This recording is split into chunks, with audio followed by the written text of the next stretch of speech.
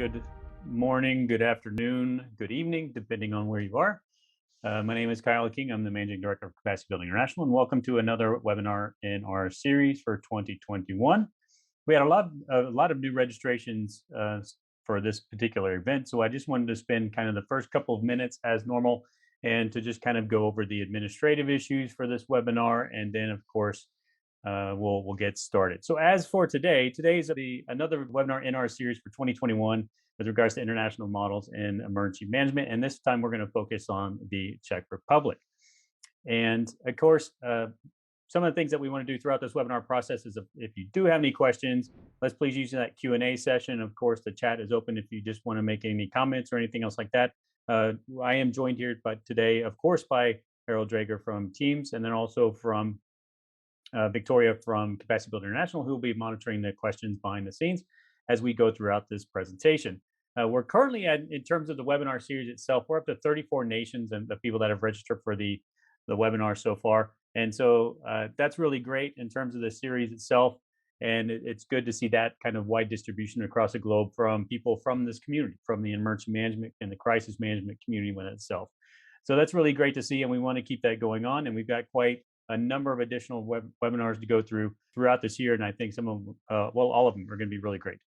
So moving forward for today, so I just introduced myself. Of course, Harold is here, and after I get through these kind of opening remarks, then we'll head over to Harold for his opening remarks, and then we'll turn it over to Magda, who's our emergency management expert from the Czech Republic. As you probably know already, but if you are new and you aren't aware, we do have the LinkedIn event that is under Capacity Building International. That's the 2021 webinar series. And what I'd recommend you do is join that, because if you join that, and there's about 178 people that are in that LinkedIn event at the moment, what it allows you to do is it actually allows you to get notifications when we post new content, such as when we post the slides from our India event, where we had Professor Menon, who was here speaking with us and explaining the challenges within India and emergency and disaster management. And of course, you get notifications when everything is posted and updated. So if you haven't done that already, head over to LinkedIn and search for that event. It's under Capacity Building International, and you'll be able to find that. You join that event, and you can get the notifications and everything else that goes along with that. So that's where you can find the event information. And of course, our events are spread across all time zones. And so we want to appreciate the fact that many of you are joining from the States, which is it's very early in the morning for many of you. And many of us are currently based out of Europe. I'm currently in Ukraine, and then we have others that are joining from around the world as well.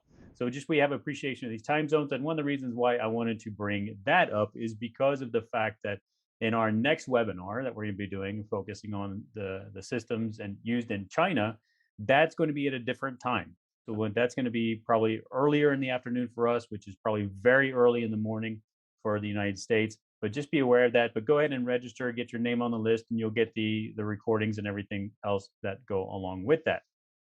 But we do need to fluctuate the time because we also have presentation from Sydney, from Australia coming up as well. So, and as I mentioned, all these different future webinars are coming from different models that are going to be presented from different national authorities and experts in their field.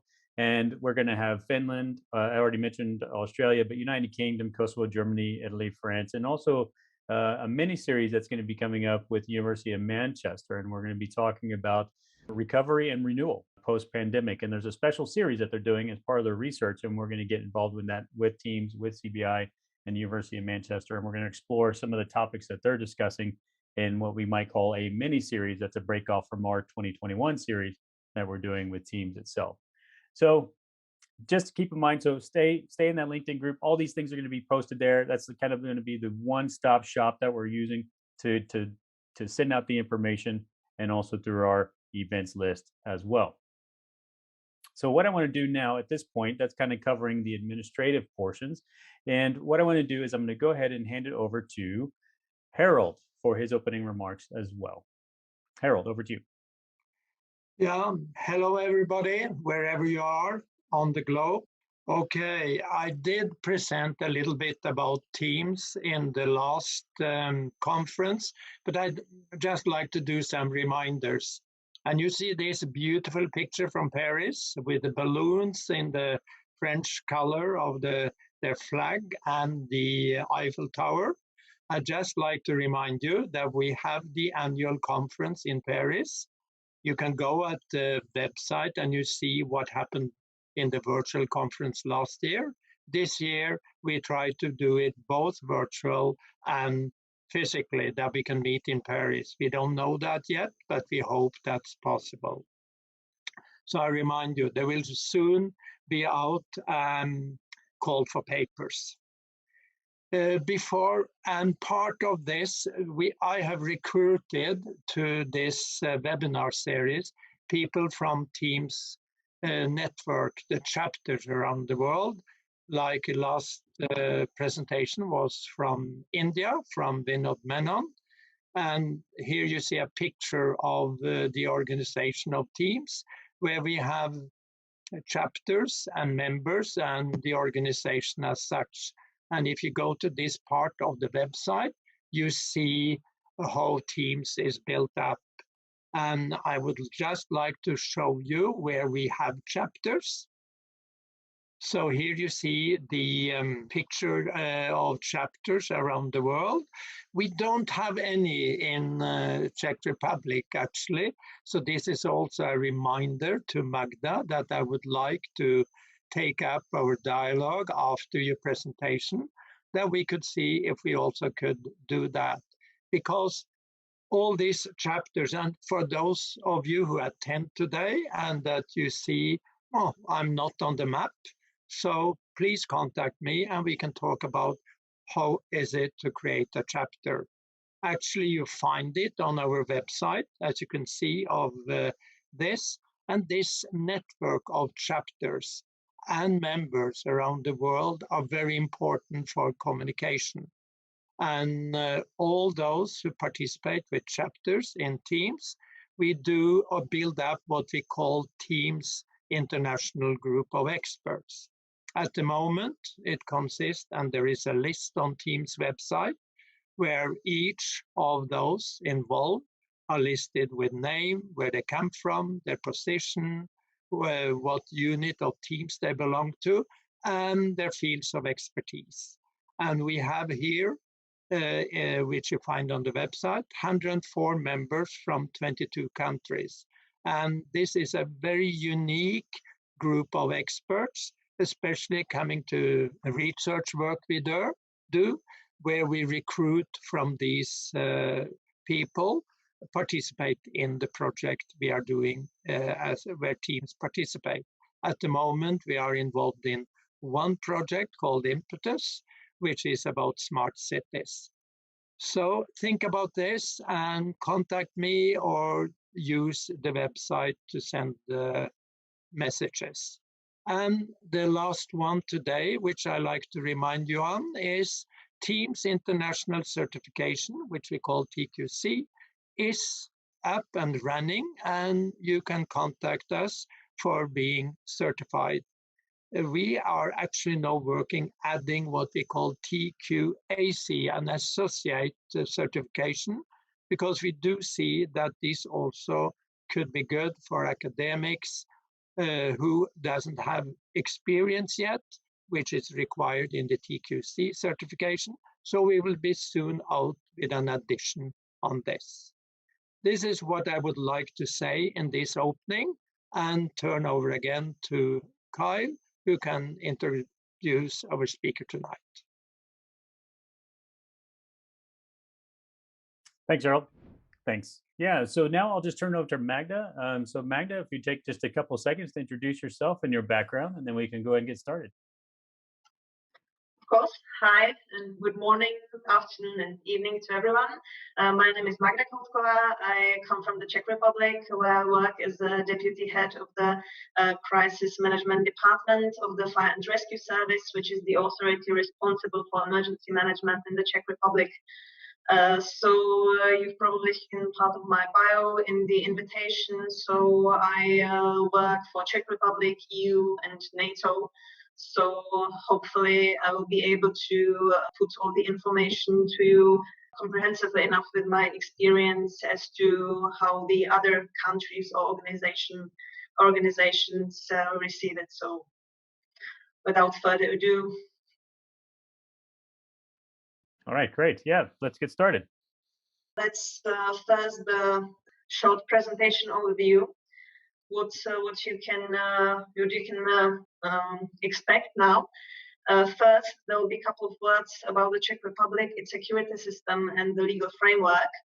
Then I'll explain what the integrated rescue system means, the crisis management bodies in the Czech Republic are, a couple of words about national risk assessment, state of crisis and crisis response measures. And since this was also included as one of the wanted or requested topics, if there's a bit of time left, I will get to awareness raising and to exercises. Okay, so the Czech Republic, for those of you who are not sure exactly where it is, you can see it on the right side on the map. It's basically the heart of Europe. Usually you see this on the Brussels airport, but we think the Czech Republic is the real heart of Europe. As you can see, it's not a big country, just shy of 80,000 square kilometers. With rather big population density, 10.7 million inhabitants, and about 1,900 kilometers of borders. What's a bit interesting, there are no Schengen external borders, so all of our neighbors are EU countries that are in the Schengen. So we don't really need to guard the borders much. With the exception of international airports, that makes our life a bit easier. Also on the map, you see the administrative division, the whole nation, then the regions, districts, and municipalities. As you can see, there are 14 regions and more than 6,000 municipalities. I'm explaining this because the whole emergency management system is built around these three levels: national, regional, and municipal. The municipalities, there are three types of them because municipality can be anything from 40 inhabitants to 1.3 million, which is Prague. And every one of them has their structures. The three types are municipality with extended competency, then with some state administrative, and with, let's say, basic competency. So mostly it's the first kind, the municipality with extended competencies. It's a division based on how much state administration they perform. So these three levels are quite important. Also, I saw with the last presentation that there was some information about what emergencies are the most frequent ones. The Czech Republic is quite lucky because we don't have any tsunamis, any volcanic eruptions, any strong earthquakes, nothing like this. We usually fight floods, landslides, and mostly things like this, even though now it may seem that we are only dealing with COVID, which is not exactly true because the Central Europe is battling avian and swine influenza right now, and in our case, because of the drought, it's also the bug beetle calamity. So there's always quite a lot to do. So legal framework of the security system. As you can see, the basis is of course the Constitution of the Czech Republic and the Constitutional Act on the Security. The interesting thing, you may see the number behind the slash is the year in which the act was approved. And you can see there is nothing older than 1993. That's because the Czech Republic is a rather young country. It came into being in 1992 after the split of Czechoslovakia. So all of our acts are rather new, let's say modern. Of course, they go from the original Czechoslovakian laws, but there are some differences between the Czech and Slovak Republic because then in later years we went in a bit different directions. The three most important acts concerning emergency management are Crisis Management Act, Economic Measures for Solving Crisis Situations Act, and Integrated Rescue System Act. As you can see, according to their numbers, they are all from year 2000, and they have very, very similar numbers. There's one explanation for that, and that's that in 1997 there was this huge flood. with quite a lot of casualties and big damages. And in this time, the politicians and the experts somehow came together, and there was a political will to change things. And these three acts are the result of this political will, because basically there are three things you need to solve an emergency. You need the legal background, the measures, you need people or the bodies, and you need money and material equipment, let's say resources. So this is exactly what these three acts do. The Crisis Management Act takes care of the crisis response measures and of the system itself. Integrated Rescue System Act, I will speak about what it is a bit later. It covers the bodies, let's say the hands that work on the emergency resolution, and the economic measures, let's say they specify what can be prepared or bought in advance and how will it be financed, when it can be claimed, and so on. On the right hand, you can see the Defense of the Czech Republic Act. It's the most important from the, let's say, some of acts dealing with the defense of the Czech Republic, but this is basically a very, very large and different branch. So I won't go into it, but it's part of the system. Also, it is necessary to remark that all these acts are interconnected and interdependent. So there are a lot of remarks in the acts pointing to different acts and so on. As I was saying, these three acts came into being because of the floods in 1997, and this is basically something similar to what's happening now. Even though we try to be prepared for the emergencies and to deal with them, sometimes it's actually almost good for us experts to have some emergency, because it's usually a tipping point where we can really show that not everything is perfect with the system, and it gives us a bit of leeway to put through some changes that we were trying to do. For example, it's now with COVID and our Pandemic Act, which was in preparations many years, but there was never really a political will to change the system that much. And now it's very probable that we will be able to put it through. So I also put a slide about, let's say, emergency evolution. Because there are, let's say, three types of events we can deal with via emergency management. The first one is, let's call it event outside the integrated rescue system. It could be a small thing, you go out on your bike, you get a heart attack, you call an ambulance, they come, they take care of you, and basically that's done. It's just emergency medical service. You don't need no cooperation. It's just done in scope of one body. So let's say it's in scope of the Emergency Management, Emergency Medical Service Act. When you have an emergency, it's something bigger. The example could be, for example, here, some bigger car crash. You can see on the picture there is police, there is emergency medical service, there are firefighters, because every one of these three services need to be present. They have their work to be done, and it was necessary to really specify their rights and duties, who does what, who leads the intervention, so that the people aren't in each other's way, and so that everything functions really smoothly.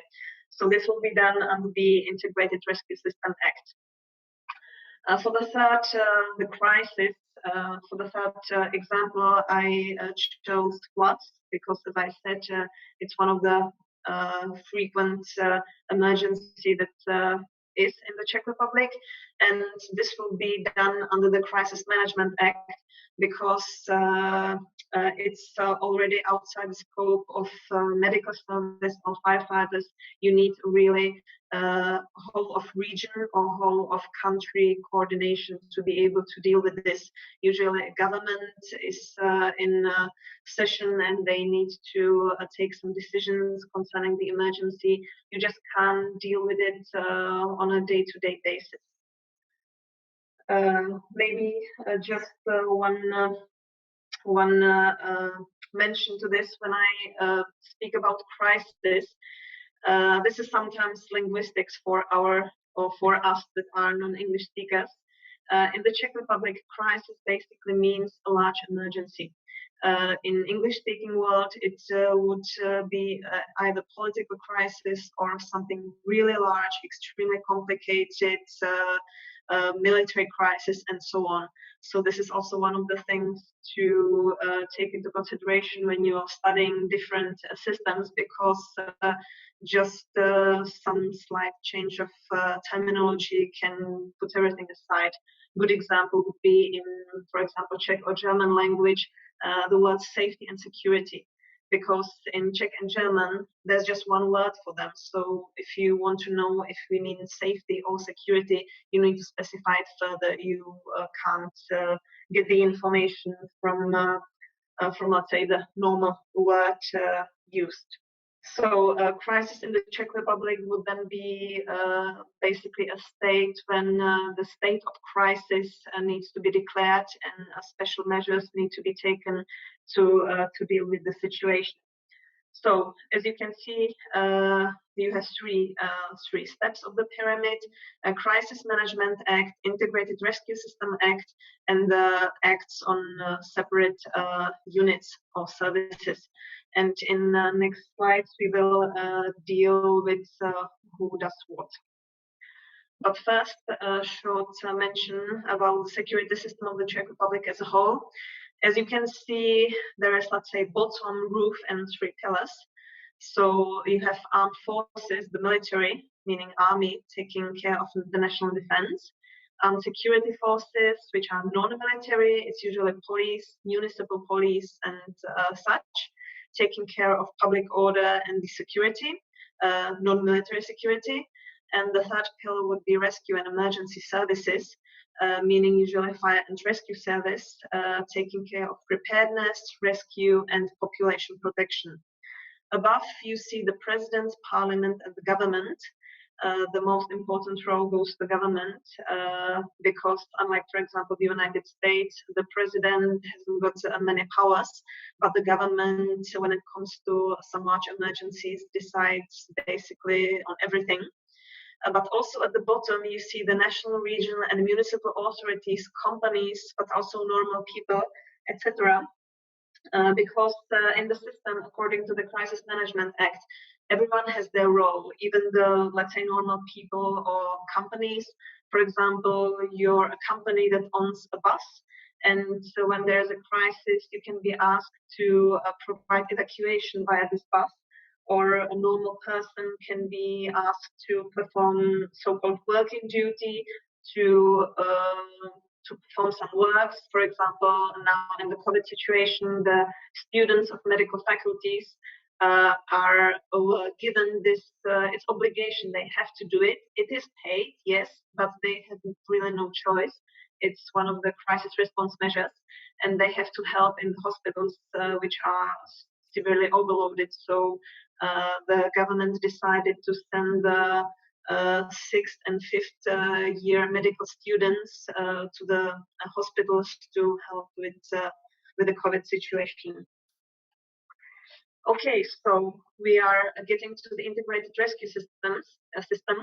As you can see, I'm using the abbreviation IRS, but those from the United States, it doesn't mean Internal Revenue Service, so really integrated rescue system.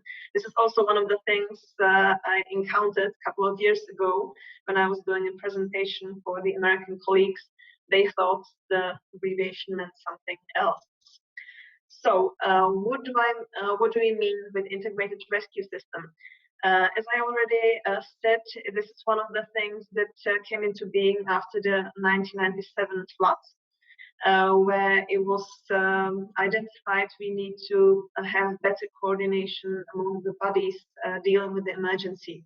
So there is a definition in the IRS Act that this is a coordinating proceedings of its bodies during preparation for emergencies and during rescue and remedy works.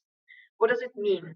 It means that this is not some institution with some head and secretariat and, I don't know, a budget, but it's just a system of links and cooperation and, let's say, rules between the units of the integrated rescue systems that are defined by the Act on IRS. What's important, if you recall the first step of the pyramid, the existence of the integrated rescue system doesn't affect the other activities on its bodies that are based upon special laws. For example, the Emergency Medical Service Act. If there's a medical emergency that is dealt only with the medical people, you don't need integrated rescue system and it won't be put into action. So this is really for the step 2 or 3 of the pyramid, as you have seen. So the IRS is a multi-purpose, let's say, construct, and it was established due to necessity of everyday joint rescue operations. It is really tested on daily basis because every car crash, every let's say chemical leak, everything, the integrated rescue system is used, because it basically means that 2 or more IRS bodies have to carry out the rescue or some remedy works, and they have to do it simultaneously. As I showed on the second step of the pyramid, you have a car crash. So the firefighters come usually as the first ones. They need to let's say, take care of the gas leaking out of the car. They need to get the people out of the deformed cars. Then police comes and they need to tell the other cars that they can't go through and deal with the traffic. The medical people come usually as the third ones because there are not enough doctors in these EMS. And everybody does what they should do, but there is a necessity to have rules to, let's say, coordinate the rescue operation on place. And that's why the Institute of Joint Commander has been introduced. It's usually a firefighter because the firefighters come usually as the first one. And there's also a Joint Operations Center. That means, for those of you from Europe, the telephone number 112, if you call it, it will go to the fire and rescue service, but they can send you medical people or police or firefighters. That's why it's Joint Operations Center.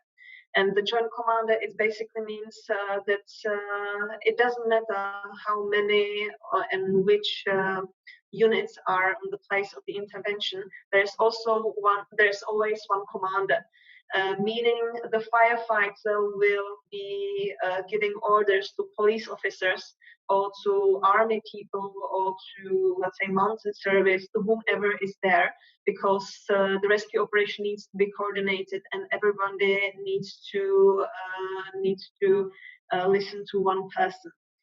I'm writing usually it's a firefighter, not always. For example, where there would be a terrorist attack and it's apparent, the police officer would be in charge, and the rules are given in the IRS Act. The operational activity of the integrated rescue system is across the whole territory of the Czech Republic, of course, and there is a 24/7 service for emergency calls reception and evaluation. So 24/7, someone will take your call and put you through to whoever's necessary or send you the units directly. So what are the IRS units? There are 2, let's say, groups. The first one is called the basic, the second one are others. The basic, as you can see, fire and rescue service, police, emergency medical service, and incorporated municipal fire brigades. It sounds strange, but basically the fourth category are the volunteer firefighters or company firefighters. It's about 70,000 extra people that are part of the area coverage, fire protection area coverage, while the Fire and Rescue Service is a state organization of about 10,000 people. So the municipal fire brigades and the company fire brigades really need to help too, because otherwise it wouldn't be enough. Thank God we have a long tradition of the municipal fire brigades, so it's a bit of a tradition. Both Fire and Rescue Service and police are in scope of the Ministry of Interior. Even though Fire and Rescue Service, the name is also a bit strange, because originally it was firefighters, fire brigade, but since in the modern world only about 15% of our interventions are putting out fires, it ought to be called actually just rescue service, but the name was kept because of historical reasons, and just the rescue was added, so this a bit strange name came out of it. Also, the Fire and Rescue Service from these three is the only IRS unit that has compulsory arrival time. So meaning if you call the emergency phone number and they take your call, they send you their firefighters, and the arrival times are as follows. I won't go into detail with the danger levels and A and Bs. It's quite complicated, and it goes from the let's say area coverage. But the times are quite interesting. So, for example, in the very, very urban areas like big cities, you have to have 2 units at place in 7 minutes. The 7 minutes are needed to, let's say, for the telephone operator to alert the unit. They have to get ready, jump into cars, and come. That everything in 7 minutes. So with a bit more remote areas like mountainous areas or country, this arrival times are of course a bit longer, but usually the times, these are maximum times, and usually they are shorter. So it's incredible, but it's a reality. The police is thinking about the compulsory arrival times, but they somehow didn't manage to put it through yet. And with emergency medical service, it's about how many emergencies there are at the specific point of time, how many doctors are available, and it can be something between, let's say, 10 and 50 minutes. The good thing is that the Fire and Rescue Service people have all obligatory first medical aid training, so usually they are the first one on the scene, and they can give quite good first aid and usually keep the people alive or stabilize them before the emergency medical service comes. The other units, as you can see, there are armed forces, municipal police, emergency services, mountain service, NGOs, and others. And these are, let's say, the bodies that are not active 24/7, or not every one of them, but they make contracts or written agreements with the state, and they provide planned assistance upon request. So they are included in the operational centers, and they can be sent to, let's say, the place of emergency. With emergency services, I mean, for example, gas emergency, when there is some gas leak and there is danger that it could explode, the IRS can call on these, let's say, private companies that are providing these services. Also, armed forces is one of the other units, and in the peacetime, because usually in the peacetime they exercise a lot, they prepare, but they have some manpower to our disposal. So I believe it's about 15 or 1800 people, a lot of equipment and vehicles which are reserved for integrated rescue system purposes, for rescue works and so on. So, crisis management bodies. This will be quite short. Again, you can see the three levels of emergency management. Government, which has the strongest executive powers. Basically, when there's a whole nation emergency, government has to decide. And also next to the regional governor, who is the main person or the main body, let's say, on the regional level. This is the only body that is able to declare crisis response measures and the state of crisis. Of course, on the central level, you have also ministries and other central administrative authorities dealing with the emergencies, and also Czech National Bank, which has a special status in the Czech Republic. Then you have the authorities on regional level that can also be police, firefighters, their regional directorates that also do a lot of work in preparedness and in resolution, and they are also part of the crisis staffs. And then authorities on municipalities on all three levels. So what's important here, mostly on the top, on the national level, as we could see in the COVID situation, not only the powers and the actions, but also the strategic communication and explanation to the people, because not every time everything is completely clear. And this is also one of the lessons learned that I believe not only Czech Republic, but also other countries will learn from the current emergency. There are, again, on three levels, Security Council system, the National Security Council, the Regional Security Council of the 14 regions, and then the equivalent on the municipality level. These bodies are mostly, they have decision-making powers, but they are used mostly in the, let's say, preparedness phase, because they approve strategic documents, they discuss laws, and so on. Theoretically, according to the system setup, they could approve also some measures, but usually there is no time for that during the resolution of the crisis, so their function is mostly preparatory. For example, in National Security Council, we have ministers, deputy ministers, and so on. Crisis staffs, on the other hand, as you can see, the structure is a bit more complicated, beginning with the central crisis staff, again on the central level, then the crisis staffs of ministries and central administrative authorities, regional crisis staffs, and the municipality crisis staff.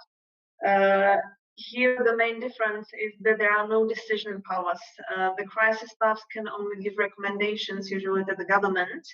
But on the other hand, if you have, for example, central crisis staff headed by the Minister of Interior or the Prime Minister nowadays, or well, let's say at the beginning of the COVID situation, or the Minister of Defense, they have the bodies, they can command the bodies. So usually if the central crisis staff takes some decision, it is put into action right away.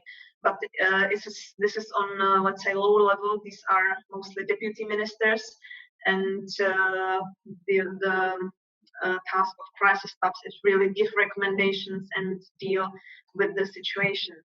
I also written here at the bottom the central coordination of rescue and remedy work staff. This is a rather special staff. It's not a crisis staff. It doesn't have the crisis in the name. And it is headed by the Fire and Rescue Service.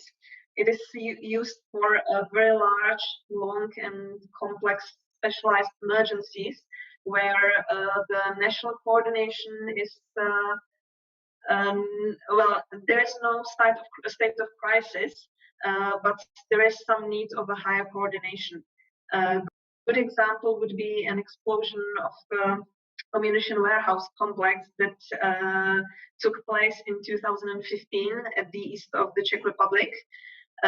Two huge ammunition warehouses were blown up, with ammunition being thrown kilometers away. And it took 5 years to deal with the situation. This central coordination staff was active until the fall of last year, so 5 years of resolving the situation. This couldn't be really done by the government. Here, just very, very quickly, you can see the central of the crisis management system, the position of the government between the preparation process and solving the crisis. The government does both. National Security Council more on the preparation side, and central crisis staff and the crisis staffs of ministries active only in solving the crisis. Basically the same, it's for the local level. You can see the region or region mayor, his security council, municipal security council, and so on. Of course, on the local level, the firefighters, police are more important, so they have their role here too. The next slide, I'm going to deal with the national risk assessment, because it's one of the basic documents for the preparedness. Basically, it tells us what should we expect, and it can be described as a document that defines 21+1 types of emergencies where we do foresee the declaration of the state of crisis. So it could get really ugly. The document was created by an independent expert group who first came up with a registry of 72 possible risks that were basically everything that is possible, from meteor impact to floods or blackout. Then these risks were assessed using a risk evaluation methodology that was also created by this group. And the result of this process was this matrix. So you can see that there are two curves. Both of them depict the risk score value, and they divide the metrics into 3 parts. On the left side, you have acceptable risks. For example, there would be meteor impact or solar storm, which are basically too improbable. Then you have conditionally acceptable risks, like large forest fires, munition storage explosions. Yes, they can happen, but we were quite sure we can deal with them without having to declare the state of crisis.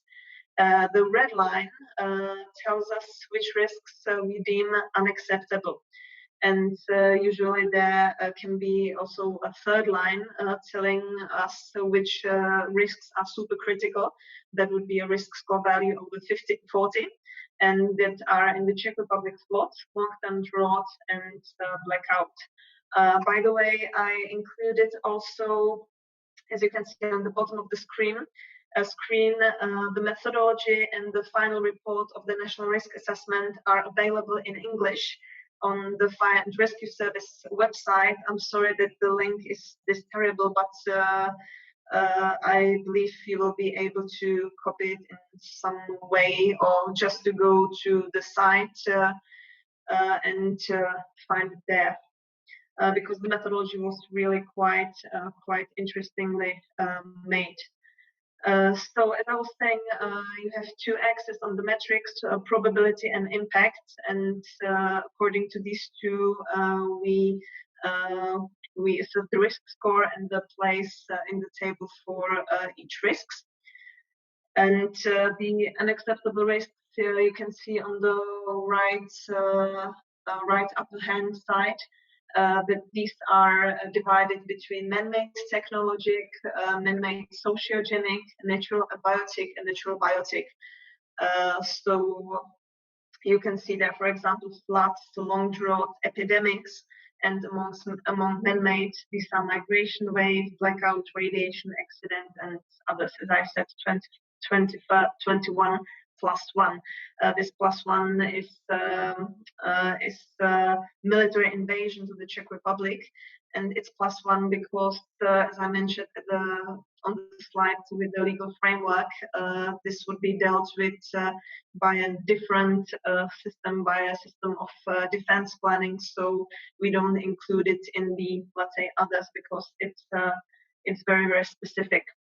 So what did we do with this matrix? We take the red line and everything that's above it, these 21 + 1 risks. What happened? We assigned an authority responsible for the emergency. For example, for floods, it is the Ministry of Environment. For migration waves, would be the Ministry of Interior. They lead the emergency resolution when the emergency comes. They are the main body responsible.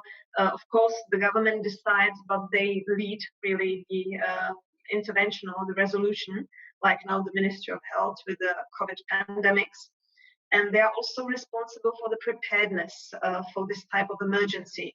So, for example, they have to compile a model action plan for the emergency that includes basic information. How do you recognize that it is this situation? What are the basic measures? What authority would do what? And so on. And basically, these model action plans are then further elaborated in the crisis plans of ministries and also of regions.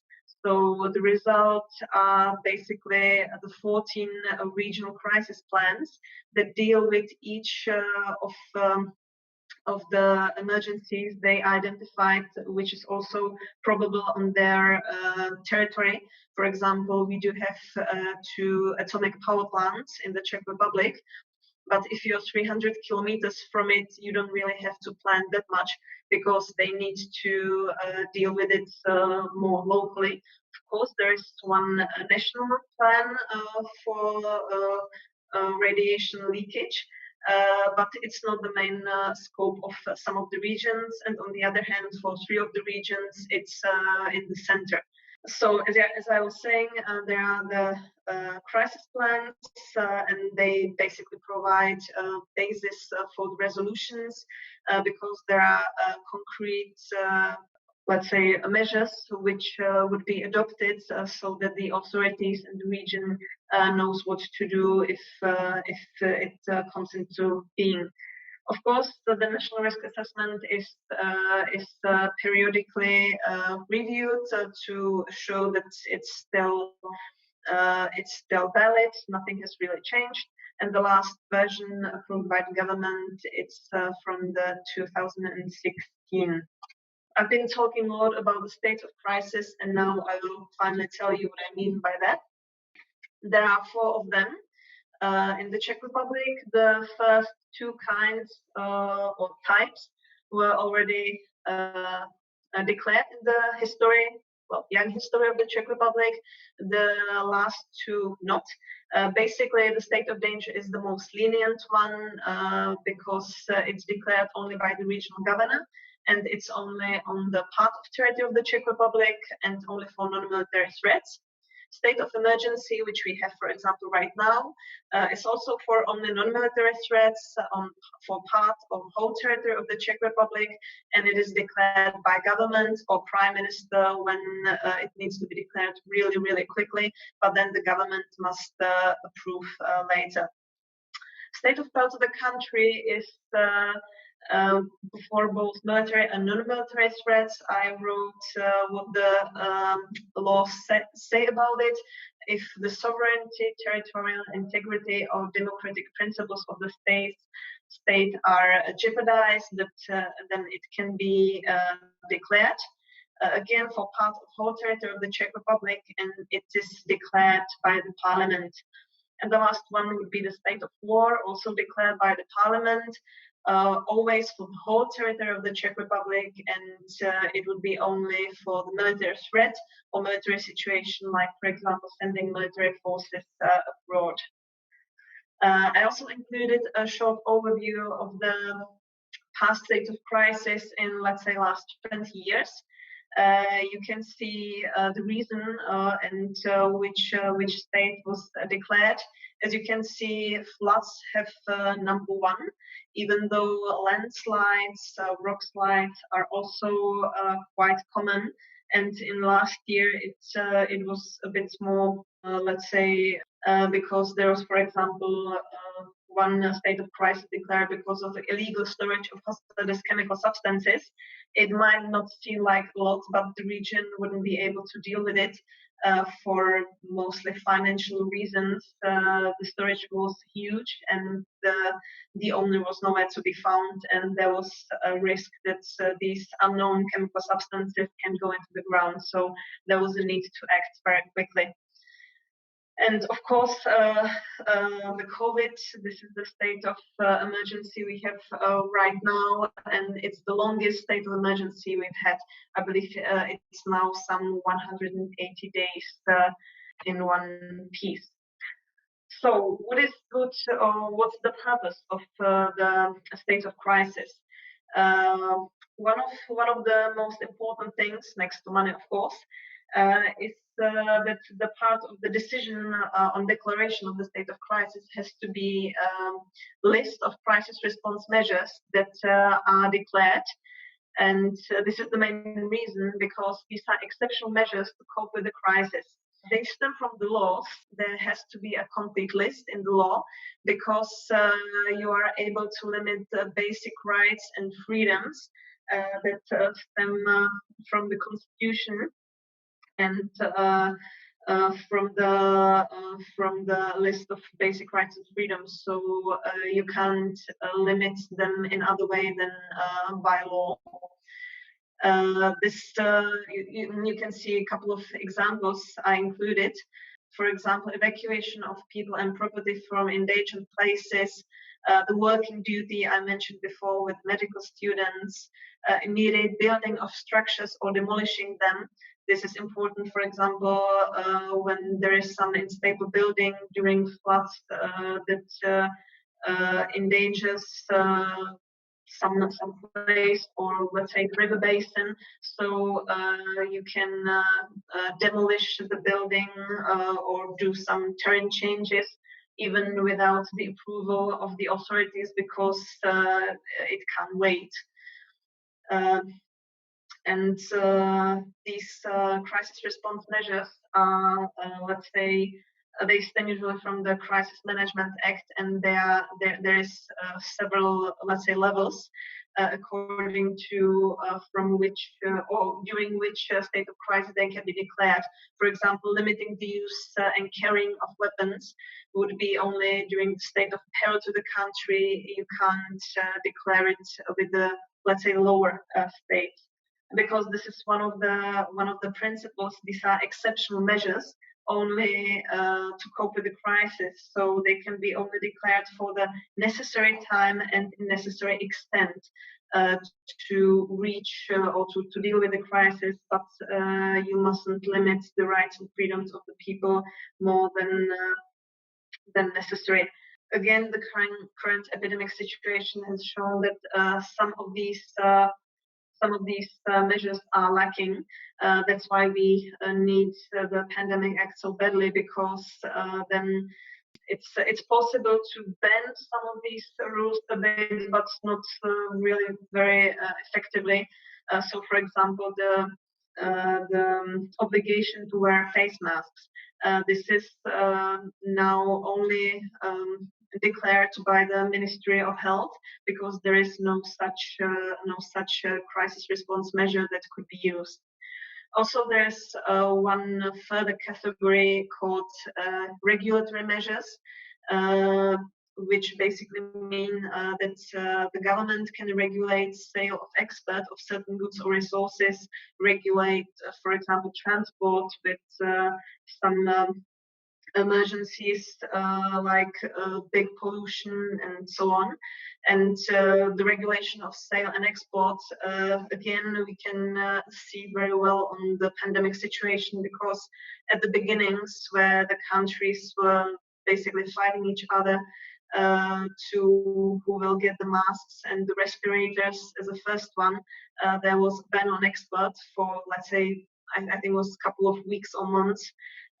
So it was impossible to export some of the equipment out of the country because it was necessary to deal with the crisis here at home. So awareness raising in the Czech Republic, there are, let's say, 4 main chapters I would like to tackle here. Right to receive information about risks, the preparation of population, and the preparation of experts, and also the crisis management exercises. So right to receive information, it stems from the Crisis Management Act. So you really have, there's a law that says you have the right to get this information, and it basically says that all individuals and companies, they have the right to be granted information about what threats are or may endanger them, what are the planned measures to deal with them, and how these be performed. Usually the municipal authority would give this information, and they are quite open. This is one of the interesting things. I already mentioned that we have 2 atomic power plants, and when I'm lecturing with the people that can respond, I usually ask the question if the people that live in the vicinity of these atomic power plants, are they more or less afraid of the radiation, of the leakage, and so on? Well, the response, or the answer is they are less afraid because they have all the information. This is the second point, the information for inhabitants of specific locations. They have all the information, what exactly is radiation, how it would be tackled, there are plans for it. They have the iodine tablets, and they have all the information. So it's funny, but the polls show that the inhabitants in, let's say, 10 kilometers radius from the atomic power plants are less afraid of nuclear energy than those who live 200 kilometers away from them. Also, the Crisis Management Act introduced an obligation for TV and radio broadcasters. They have to broadcast information of the declared state of crisis and the crisis response measures that were adopted, and they have to do it for free, immediately, and without changing the meaning.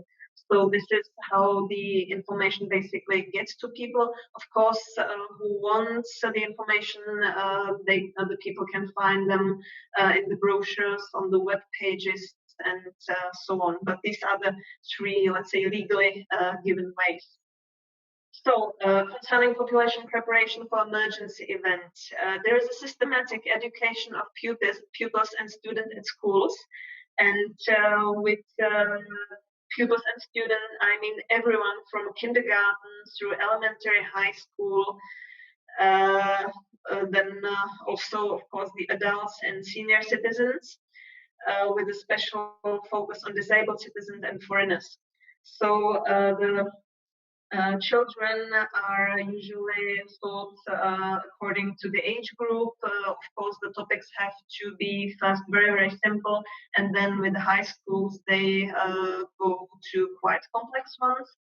But as I said, there's a systematic education, but there's also quite a lot of, let's say, ad hoc activities, like the firefighters come for debates to schools with really small children. I think this is this slide, yes.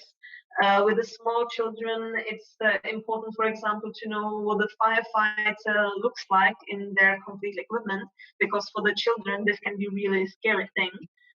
So this is also the thing we do.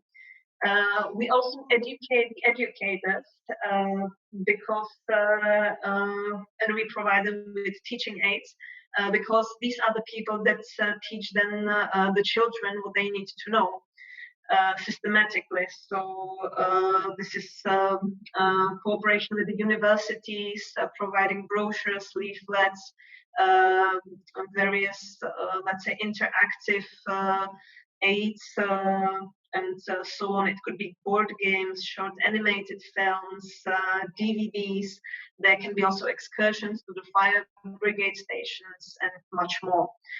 There's also quite a lot of projects and events for the public, from let's say ads in subways, through brochures or seminars they can attend. Also, one of the points, it's the preparation of civil protection experts, because we need to prepare the experts too. So, for example, in regions or municipalities, so that they know what they are doing, where they can find the information, what's important, and so on. And not only the state people, but also, let's say, people who work at the critical infrastructure facilities and so on. And the aim is to ensure more effective emergency preparedness and response. So if everyone's better prepared, the situation should run more smoothly. And then there are crisis management exercises, which I will deal as the last one. The population preparation for emergencies, I try to, let's say, sum in these two chapters. What we aim for, the knowledge and skill set that is required in the end, is that the people behave responsibly, they don't create dangerous situations themselves. Like, for example, if there's a flood, it's really not a good idea to take a boat and try to float on the river, because it may be fun. Yes, it may, but then someone has to rescue usually. They have to be aware of the possible risks. They have to know how to recognize them. And again, this is true from the small children up to the senior citizens. They have to know what to do in case of various emergencies. And they have to know how to protect themselves and possibly others. That would be with adults. For example, when there are adults and something is happening, so that they can help senior citizens, children, and so on. And also, one of the chapters we are trying to put forward a bit more nowadays is the preparation of the homes for difficult situations.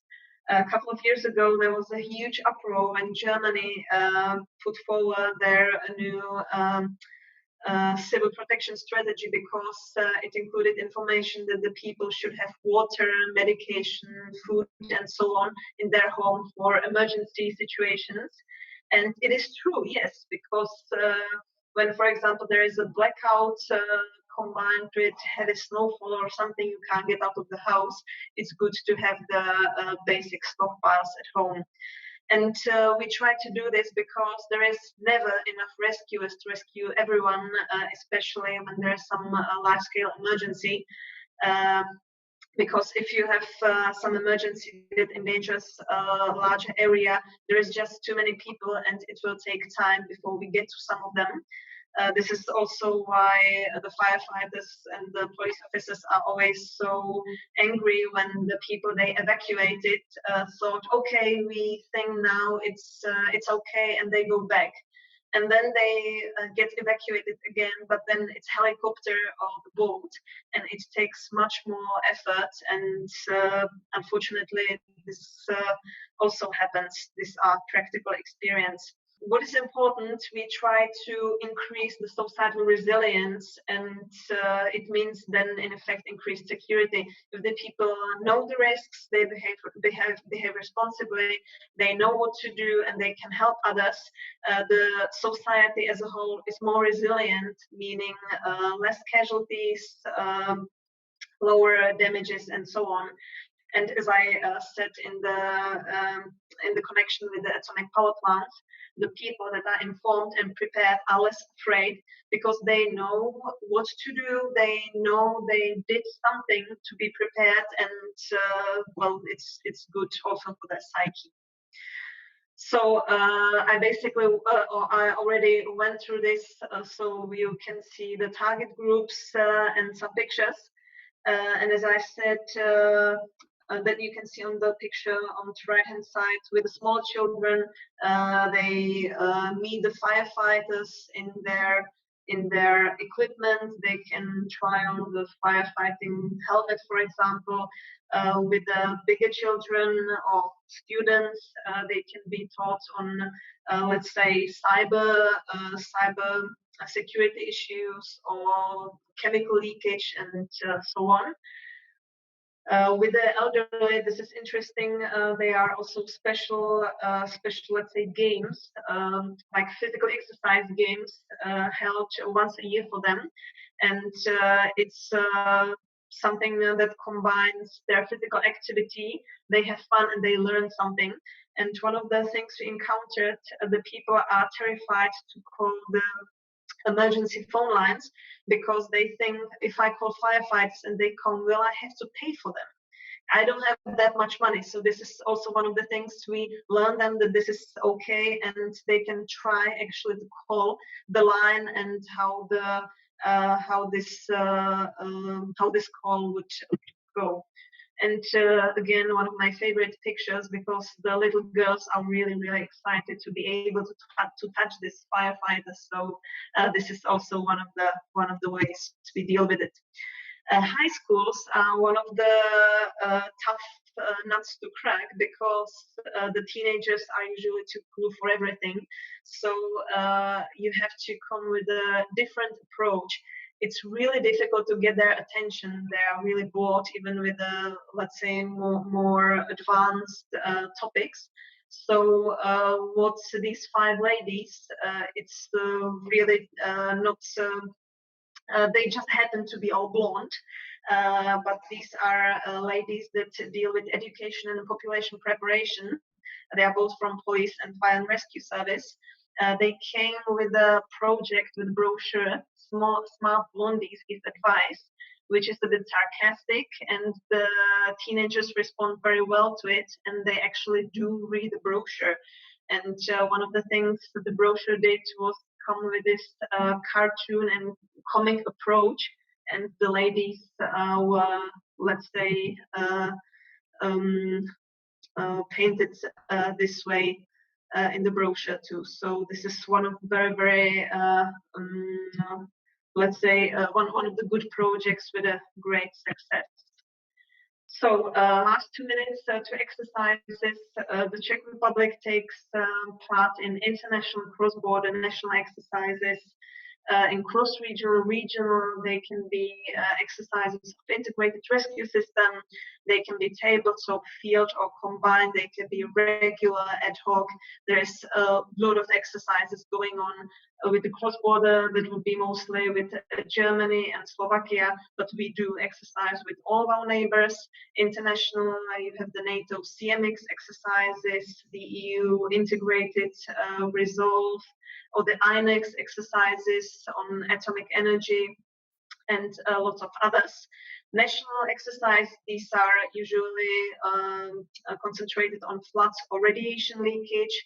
The radiation leakage exercise, I have it on the next slide actually. So we can have field exercises, as you can see, for example, on the picture on the left side, tabletop, where it's just about crisis steps and decision making combined, and so on. I believe most of you know this. So one of the regular national exercise is called zone, meaning the contingency planning zone around of the nuclear power plants. And as I said, it's national, field, and tabletop, so combined. And it is held every 2 years. Each power plant gets its turn in 4 years. So this is given by the law. We have to do it to be absolutely sure that we are prepared. The scenario is usually a simulated incident that results in radioactive material leaking outside the plant. So outside the plant, it's this is important because we have to evacuate the population, do a lot of measurements. As you saw on the right picture, this is also part of the exercise. And after each of these exercises, there is evaluation, comments, recommendations how to improve the systems, and mandatory tasks. Usually it's about practicing what's in the plans, practicing the communication, getting to know the procedures and so on, and also discovering the gaps, updating the contingency plans, learning how to communicate with the media better, and so on. Also, I included one of the exercises that was cross-border with Germany. And also here you can see that it's a Czech state and private company, because the Czech company, this is the power grid operator in the Czech Republic. And the scenario was extreme weather that caused the failure of the transfer grid between Czech and German substations. And to up the odds, there was also forest fire with injured firefight and IID discovery. So lots of IRS and not only IRS units have to be involved with the helicopter, and they practice also building the temporary masts and so on. And of course, because it was cross-border, the communication was much more difficult, but this is something we need to exercise for. Okay, I believe I said everything I wanted to say. So if you have any questions, I'm ready to respond to them, or to you can see my email address. So if you have some questions later, or you will be able to get in contact with me, and we can deal it then bilaterally. So thank you for the attention. Okay, thank you. So wonderful presentation. Thank you very much. So we are getting towards the end of our time here, but I do have a number of questions for you, Magda, if we could go ahead and okay, sure. Ask these questions. We got a few questions. So the first thing is kind of going back to previously in your presentation is, given the size of the Czech Republic with regards to Europe and others, which document do you have for a legal basis for seeking or providing assistance in the event of a major disaster? So, and how do you integrate NATO assistance when it may be needed, or in the worst case, scenario of a catastrophe? And also in terms of, host nation support. And you being a NATO civil expert, I'm sure you fully understand all that. So kind of the legal basis for seeking or providing international assistance, and then integrating that assistance along with your host nation support. Where does that foundation and that legal framework come from? Funnily enough, as I said, the Fire and Rescue Service deals with 15% of the fires and a lot of others. It's again our operations center that is a contact point for NATO and also for EU in this regard, because Fire and Rescue Service is responsible for emergency management. So it would go through our operations center. The basis for that is given in the Crisis Management Act, in the IRS Act, and I believe also in the Fire and Rescue Service Act. When it comes to host nation support, of course, this is a bit more of the army or armed forces issue, and this is a bit of a sore point, I believe, for us, because thanks to the position of the Czech Republic, if something were to happen in, let's say, the east, it's quite probable that a lot of units of allies would have to go physically through the territory of the Czech Republic, and we have some plans, but I'm afraid this would be more dealt with by the Ministry of Defense, but it's partially integrated into the crisis plans of the regions. So unfortunately, here you would have to go to the defense of the country planning more. So again, we are a rather small country, so if you also go from the 7 baseline requirements of NATO, we would have terrible issues with that, because just providing the healthcare and accommodation to the, let's say, 2% of the population moving, it would be improvisation, because we are not able to really prepare for it. So that's really when this number of people comes, they will be provided for. They would be probably, but this is the beauty of crisis management, improvisation, and usually it turns out adequate, let's say. Okay, great, thank you. And to follow on with that, so what are the preconditions? Let's say maybe that's even from the EU Civil Protection Mechanism, maybe just to change the kind of scope a little bit here. But what about the preconditions that must be met, numerical or territorial involvement, or say in terms of human loss, to declare a state of emergency in your country? And then also what would trigger, again, an international response? So do you have kind of set defined requirements in scope and scale for declaring disasters and state of emergencies? Well, partly. It's dealt with, I didn't include it in the presentation, but it's dealt with mostly the Constitutional Act on security. There are the, let's say, basic conditions for the declaration of states of crisis, but it's not completely precise because you have always go from the situation.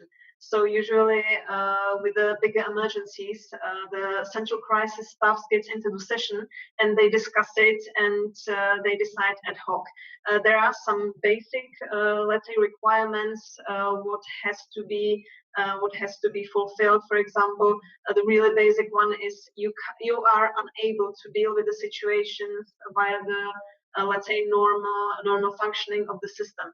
If you need to go one step up, you really need to declare the states of, let's say, emergency or danger and so on. As to the second part of the question, again, it would be probably the crisis staff that discusses if it's necessary to ask for international aid. It doesn't matter if it's through EU or through NATO, through the Civil Protection Mechanism and so on. And it happens also now with COVID. We did ask for international assistance several times, and it was provided mostly during the UCPM, the Union Mechanism. And as I read several times a week the minutes from the Central Crisis Staff, it's usually discussed there in the broadest scope of the deputy ministers and the experts. Also the assistance we provide broad, so it usually goes both ways. And in concerning, for example, the rescEU, we are not really the target group of what's included. Now the scope shifts a bit towards medical assistance. So of course we did receive some ventilators and so on, but no big forest fires and so on. But yeah, usually it would be the session of crisis staff, central crisis staff most probably, that would deal with this question, and it would be decided ad hoc. Okay, thanks. The next question is, could you kind of briefly explain the examples of man-made, technogenic, sociogenic, and natural abiotic and biotic crisis typologies? So you had your slide there and your matrix, Okay. and your scheme, right? I don't know all of them by heart. Maybe just a couple of examples would be a good aspect from what you're planning for in the Czech Republic, or what are you seeing systemically throughout the Czech Republic of reoccurring hazards? One small notion for those of you who come from EU member states: we did a report according to Article 6 of the mechanism, and it's about 40 pages. It took me quite some time to write it, and there is about 10 or 11 pages on this topic, so I would recommend this. There's basically everything. Unfortunately, I don't have it on this laptop, but the natural would be, let's say, the floods, droughts. It could be, there are several types of floods, of course, very high temperatures, snowstorm, and so on. The abiotic, this is pandemics, that could be epidemics of, let's say, the animal diseases, like, for example, the swine flu, or also the plant diseases, the field cultures. The technogenic, that would be, for example, the sociogenic would be the migration wave. or terrorist attacks and stuff like this. And the last category, that would be, for example, blackouts, security of critical information infrastructure, and so on. If you go to the link that was on the slide, there is the complete report, and these there are all the 21 emergencies stated. Okay, thank you for that. Let's shift over to excuse me, mitigation real quick. So are there any nature-based solutions applied to mitigate floods and landslides in the Czech Republic other than the preparedness measures? Yes, it's other preparedness.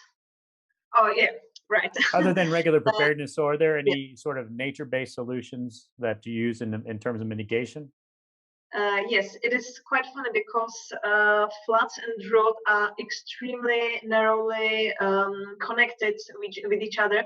For example, floods usually follow after some period of drought because the land, the soil can't take the water very well, and we try to deal with them in a connected manner.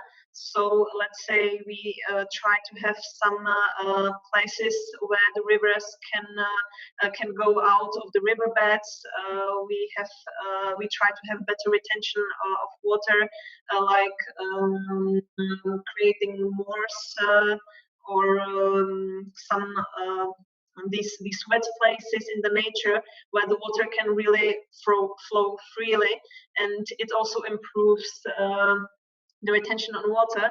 Of course, there are quite a lot of dams in the Czech Republic because we are, let's say, the roof of Europe. We have a lot of rivers begin on our territory, but there is no bigger river flowing through here. Everything flows right out of the country. That means also that the water level rises very quickly, and that's why, for example, on the Moldau River, the second biggest and the longest river in the Czech Republic, there is a series of dams that serve for both the drought periods and when there is a risk of floods. They let out a bit more water from them so that we can, or the dams can then take a bit more water. So basically the measures to fight both drought and the floods. Okay, thanks. And so the last question, because we're running a little bit long here, and then of course, if you have any questions after this that we haven't answered, because there still are a few more questions, you can put them in the LinkedIn group and we'll answer them as soon as we can. So given the similarity between the IRS and the US-based Incident Command System, ICS, how does the command structure work in practice? So there was no information on using a unified command concept. Is the role of the joint commander more of an operational role, like operations chief, rather than commanding all aspects of the response, such as an incident commander? Mostly the intervention leader is a tactical level. So it is really on the place of intervention, because you have the strategic, the operational, and the let's say the tactical level. So on the operational level, there is one joint center. Of course, you can call emergency medical service or the police, but they will deal with it. But the firefighters operate the integrated operational center. So usually most of the more complex emergencies go through this one. But the intervention leader, this is really a person that is on the place of the intervention, doing the tactical leading of the situation and commanding the also other units. Of course, if it's bigger and more complicated, you can have one leader and then sub-leaders, or then leaders of the other units. You can have one police officer that will listen to the intervention leader and then give further commands further. So it's about coordination, and it can be a bit more complicated, but it's really the tactical level. Okay, all right, thank you very much. Okay, Harold, over to you. Do you have any other final comments before we close out the presentation for today? No, I would like to join those who have said this has been very informative, very good presentation. And I like to join them to say this was very valuable. Thank you, Magda. Thank you so much. Yes, thank you, Magda. And once again, thank you everybody for attending. And of course, keep following on the events. And then we will have more coming up as well. If you have any questions that you'd like for Magda to address, you can either email me or Harold, or even you've got Magda's email address. But of course, it might be best to put them in the LinkedIn group so that we can share them with the community. All right, thank you, everybody. Have a great day, and thanks for attending. Thank you. Bye. And see you next time.